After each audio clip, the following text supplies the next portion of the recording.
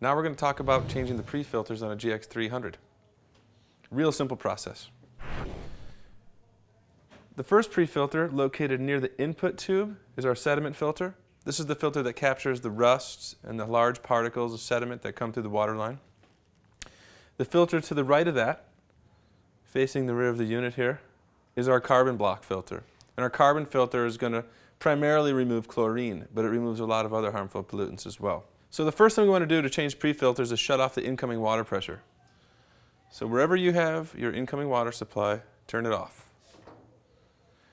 Now there's still going to be pressure in this line. The membranes themselves hold pressure even while the incoming water is off. So opening the flush valve up here will relieve all the pressure in the system. It'll take it off to drain. I'm going to take off my carbon filter first. Take the membrane wrench that's included in your accessory pack. Just slide it up over the filter, and we're going to hold the GX300 by the top bracket with this nifty little handle here and turn counterclockwise. And just break it loose, just like that. And then the rest is easily removed by hand. And then I'm going to pour out the water, holding in, make sure I don't lose the O-rings, the O-ring on top of my filter housing. I'll show you in a minute. Pull out your filter cartridge. Now there's an O-ring in here, a black O-ring, and this is a very important O-ring. I don't want to lose it. In fact, I'm going to remove it because I'm going to show you how to re-grease it on installation. Set the O-ring aside, and take my cartridge over here and give it a good rinse.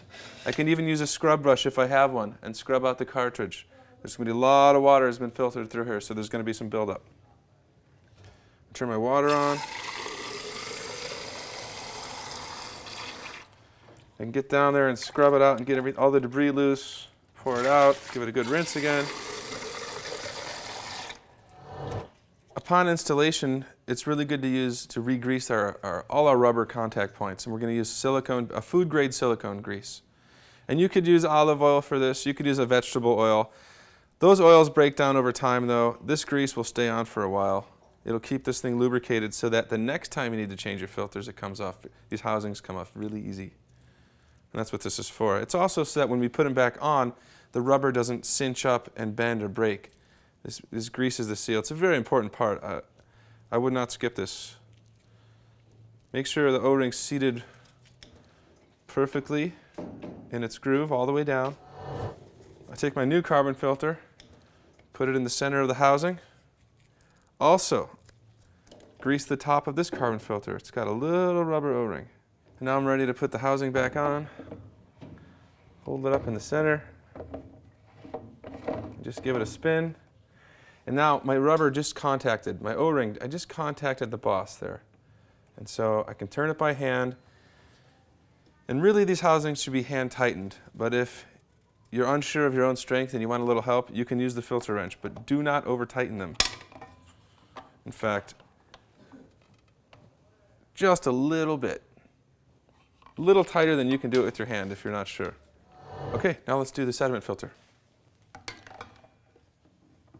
Put my wrench in, turn counterclockwise, give it a good turn, break it loose, then I can twist it like that, bring it over here, pour out my water. You could use a brush and clean it. I'm going to re-grease my O-ring. You don't have to pull the O-ring out. You can grease it inside as well. It's better to grease the whole thing, but sometimes they're hard to get out, especially if it's a couple years old. And if you need new O-rings, feel free to contact us or get them on Gronics.com. All the parts for this unit are replaceable, and they can be got through our website. I put the new sediment filter in, grease the top of it with just a little bit where it's going to contact this plastic boss underneath.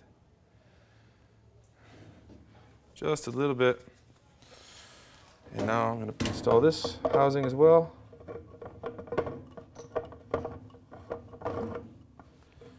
Here we go. My O-rings are just touching. I can see them right through the plastic.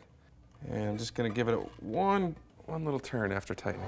So now before I can turn the water pressure on, I'm going to close my flush valve And now it's time to turn on the incoming water pressure. I'm going to turn it on slowly. I don't want to, this unit has air in it, so I don't want an air bubble blowing out a component. Watch the water come up slowly.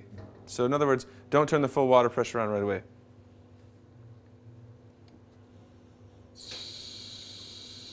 And you see the water coming up through the housing. It's moving its way up. You can see the air bubbles coming out of the drain line. All the air is being purged out of the system. And now it seems like all the air has been purged out, so I can give it full water pressure. And there we go. We're running as normal again.